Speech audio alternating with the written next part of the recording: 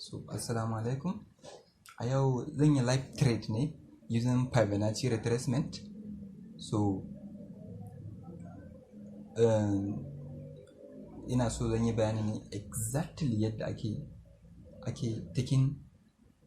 ake placing order da Fibonacci Retracement. So, yanzu anan guys, in muka duba anan daman a group din nan, a VIP group ɗina na yi bayani akan trading tools, na yi bayani akan Fibonacci, na yi bayani akan wa'annan levels ɗin 38.2, 50.0 da kuma 61.8 guys.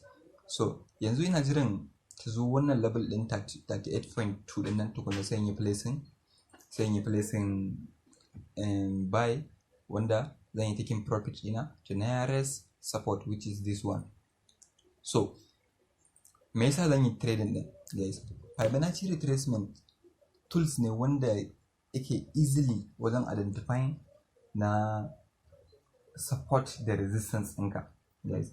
So a nan ya na yi drawing ɗinta, na yi drawing ɗin Fibonacci retracement ɗin daga wannan low ɗin zuwa wannan high ɗin guys. So in muka duba exactly a 50.0 exactly a nan muna da support ya zo ya yi hitting. So haka take aiki. Yanzu in muka duba exactly shi ma 61.8 ya dawo candles ɗin ya dawo ya yi bouncing ya zo exactly guys, ya yi creating support tukun ya juya. So guys, I am going to place yanzu ga wani currency wanda zan yi placing exactly, zan yi placing sell yanzu nan. Yes guys, so me dalilin da yasa na placing sell guys? Wannan Fibonacci retracement dina ne, na yi drawing ɗinsa daga wannan high ɗin zuwa wannan low ɗin, ina neman reversing. So yanzu a ina zan yi taking profit, zan sa TP dina guys.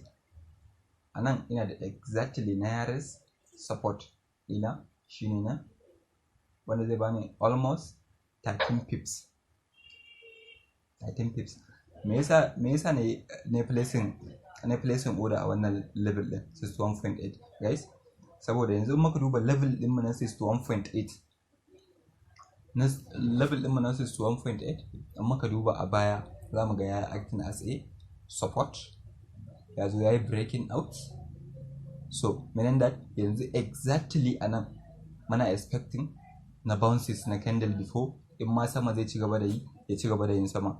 So bayan nan in muka ƙara dubawa can baya, history na can baya guys, za mu ga ba iya support ba, za mu ga ya yi acting as a resistance, ya yi acting as a support. So bari mu ƙara komawa can baya mu ga ya yi acting as a resistance exactly guys. In muka duba nan za mu ga is acting as a resistance. So wannan haka ake trading na wannan. Yanzu muka ƙara komawa baya za mu ga guys, za mu ga ya yi ranging as a support level. So in za mu using indicator guys, ba wai za mu using abin da ta bamu bane, za mu using experience. Sai ka yi using experience ɗinka, saboda ba wai blindly yanzu kawai ka zo ka yi drawing Fibonacci retracement, ka yi drawing ɗinta kawai don kaga ya zo level ɗin da kake so blindly kai placing order. Wannan ba wannan bane, saboda yanzu anan in muka duba guys, anan muna da support number 1 and resistance number 1, muna da resistance number 2. Yanzu idan nan naga akwai resistance attempt number 1, 2, ba zan yi placing wannan entry din ba. So wannan shine powerful of Fibonacci retracement guys. Ina scalping na using wannan bounces din, inda candle in yazo before yi breaking zai dawo ya creating in support ko resistance. So ina amfani da wannan ne guys. So yanzu in muka duba now, I am in profit guys, almost 20 $31. Yanzu before ya zo exactly nan dina bari mu ga zai bani $136 of profit. So bari mu ƙara neman wani setup din mu ga. Yes, bari in ƙara muku bayani dalla-dalla sai da exactly nake drawing za ka yi trading using Fibonacci.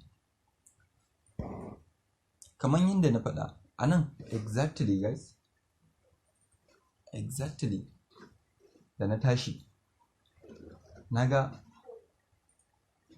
direction na kasuwa yanzu sama yake tafiya, to sai nake neman ina ne inda nake expecting kasuwa za ta yi bounces before ta ci gaba da yin sama.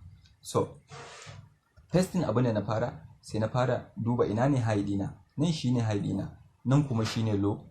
So da na tashi sai na drawing Fibonacci dina daga wannan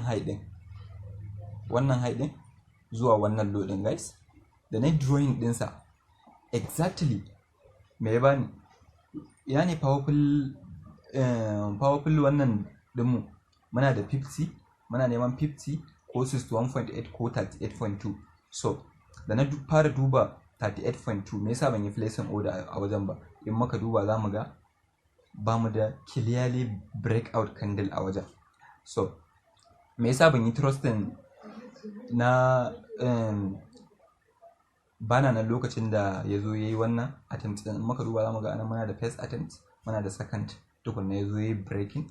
Da ya tashi za ku ga bai respecting din 50 ba saboda wannan resistance sai ya tashi ya tafi 61.8. So shine dalilin da yasa da nan tashi shi kuma 61.8 sai naga anan ina da strong support level, kuma dama mun san idan muka samu support muka samu breakout candle zai dawo exactly daidai sentence guys, yayi mana creating new resistance. So abin da ya faru anan kenan, in muka duba zamu ga yayi creating support sai yayi breaking, yanzu kuma ya dawo ana expecting zai creating new resistance exactly daidai nan before ya ci gaba da yin sama ko ƙasa. So yanzu muna waiting ɗinsa ya zo ya hitting. Bari in ƙara neman wani setup ɗin mu ga. So yanzu anan guys za mu ga kasuwa tana tawowa ƙasa. Yanzu idan zan yi drawing na Fibonacci ina expecting daga ina zan samu inda za ta yi reversing. Yanzu anan ina da low, anan ina da high guys.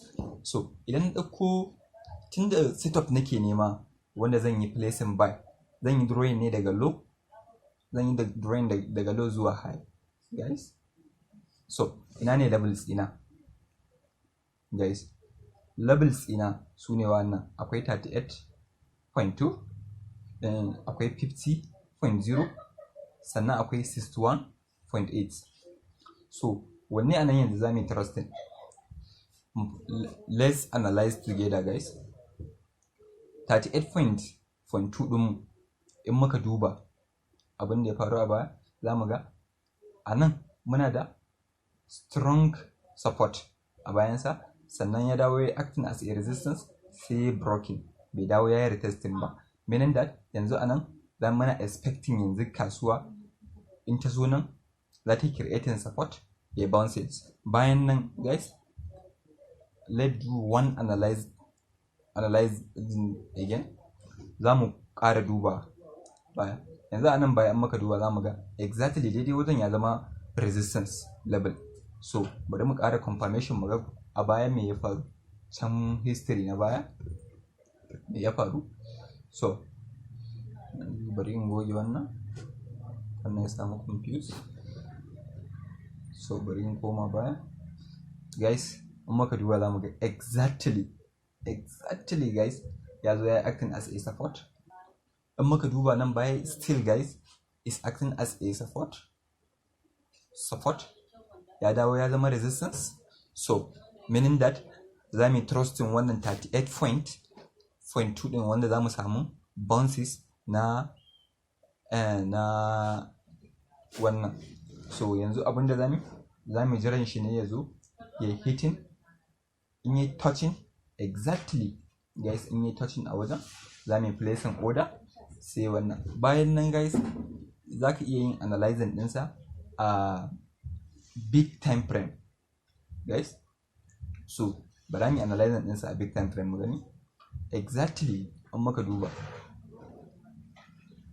oh shit, an maka duba guys za mu ga a bayan nan na dawo 1 hour time frame, za mu ga a bayan nan is acting as a support, ya dawo ya zama resistance.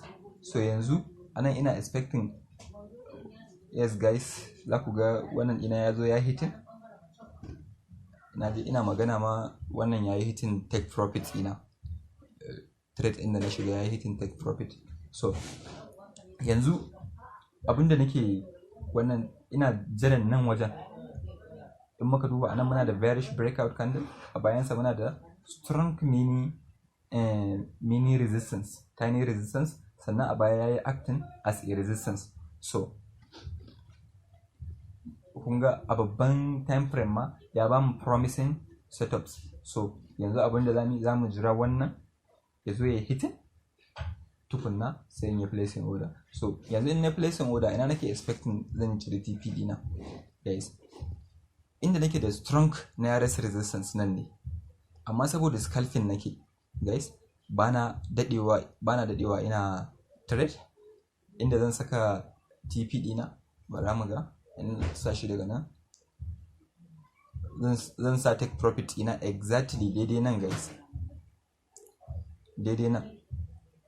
In yazo yayi hitin zan sa shi exactly daidai nan, meaning that zai bani approximately 8 pips of profit. So sai mu fita daga kasuwa.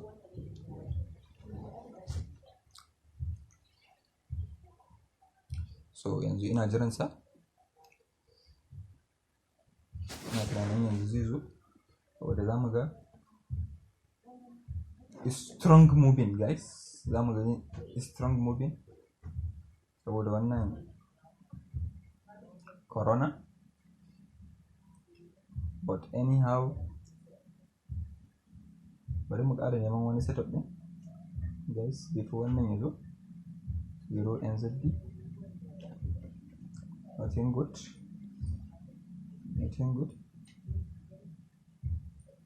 guys. Point inda nake so, in ba ku manta ba, in ba ku gane ba, ku koma trading tools da na yi wannan akai, ku ƙara kallon exactly daidai wajen da na bayani akan Fibonacci guys. It is powerful indicator sosai guys. So still I didn't find any good setup. So yanzu guys in muka duba wannan yanzu, let's say a ce yanzu ina son zan yi, na ga kasuwa tana tahowa ƙasa, ina expecting daga daidai ina za ta min wannan bounces ɗin ta juya da creating support. So in na tashi kun ga kenan ina neman setup na buy, inda formulan take zaka drawing, in kana neman setup na buy zaka drawing from low to your high. Idan kuma selling kake nema zaka yi drawing ɗinsa daga high zuwa low. So vice versa. Yanzu bari in yi dragging ɗin wannan to this high guys, za mu ga me ya faru nan exactly daidai 38.2 ɗinmu. za mu ga da kasuwa ta yi sama sai ta zo exactly daidai wajen, sai ta yi bounces ta koma, sai ta zo ta ƙara creating wani sai ta koma. Yanzu a nan 50.0 ɗinmu guys exactly in muka duba za mu ga ta zo ta yi creating support number 1, yanzu kuma ta zo ta yi creating support number 2. Yanzu most likely yanzu kasuwa before ta wannan sai ta most likely yanzu sai ta zo ta yi hitin nan. Shi yasa wannan zai baka exactly entry and exit place ɗinka. Yanzu idan kai placing order a wannan limit level ɗin, za ka exit a nan. Bara mu ga how many wannan almost 12 pips guys. so haka wannan din yake. Fibonacci is very very powerful indicator. So yanzu ma saboda yamma ce shi yasa na yi deciding na wannan, saboda akwai wani one trade da na shiga yanzu kuma na ƙara wannan akai. So yanzu ina neman wani setup ne mu gani. So guys, kun ga wannan setup ɗin da na yi missing bai zo ya yi hitting exactly 38.2 ɗin ba, saboda ina neman setup na buy ne, sai ne drawing ɗinsa daga low ɗin nan zuwa wannan high ɗin guys. So in muka duba za mu ga level ɗin da na yi wannan, saboda mai ne trusting ɗinsa. In muka duba a baya za mu ga is acting as a resistance. Sannan in muka koma can baya za mu ga is acting as a, za mu ga yadda level ɗin yake acting. Yes. So wa'annan levels ɗin in ka zo kada ka yi wannan ɗinta blindly, ya zaman to kawai dan kaga kana wannan level ɗin ka placing order guys, wannan it will not work, ba zai aiki ba. Sai ka fara analyzing, shine amfanin ka using experience ke reading na abubuwa, ka san abubuwa ba wai kai relying da indicator ba. So I hope this video, inda abin yake, idan kaga kasuwa tana tawowa guys, tana tawowa to exactly kaman wannan, bari in duba ga trading din da ne wanne ne yayi hitting 135 GBP CHF. So GBP CHF ina GBP CHF yake. So guys, yanzu ku duba mu, wannan shine entry din nan. Me yasa ne entry din? Na yi placing sell ne. Da na tashi yin placing sell, me na ce muku? Zaka drawing ɗinsa daga high zuwa low. Sai na drawing ɗinsa exactly daga high zuwa low. Exactly guys, kun gani ko missing one pip ban yi ba, kasuwan ta juyo. So using, tunda ba direction na kasuwa muke bi ba guys, meaning that kun ga ba ruwanmu da analyzing na wannan. So inda abin yake nan, in muka duba anan zamu ga exactly wannan level din shi ma is acting as a support ko resistance. Wannan level din shi yasa idan kai placing order ka anan, so exactly kai exist anan guys, shine safe. Saboda me, daga nan baka san, tunda mun riga da mun san tana acting as a support and resistance, in ta breaking za ta yi acting as a support. In ta zo wajen support and resistance anan take change direction. So in ta zo nan ba mu sani ba, za ta iya dawowa ta ci gaba da yin sama ne, ko kuma za ta ci gaba da yin ƙasa. Shine dalilin da yasa idan kai exist anan you are safe. So yanzu exactly kun gani guys, kai exit anan amma kasuwan ta ci gaba da yin ƙasa, wannan doesn't matter. Abinda yake more important shine ka san a ina za ka yi placing order ka da kuma ina za ka yi exist. So ina fatan wannan bidiyon da nayi ya wannan sai mun haɗa bayan sallah, saboda ina son zamu yi abin ne step by step, wanda duk anan za ku gane abin da ake nufi.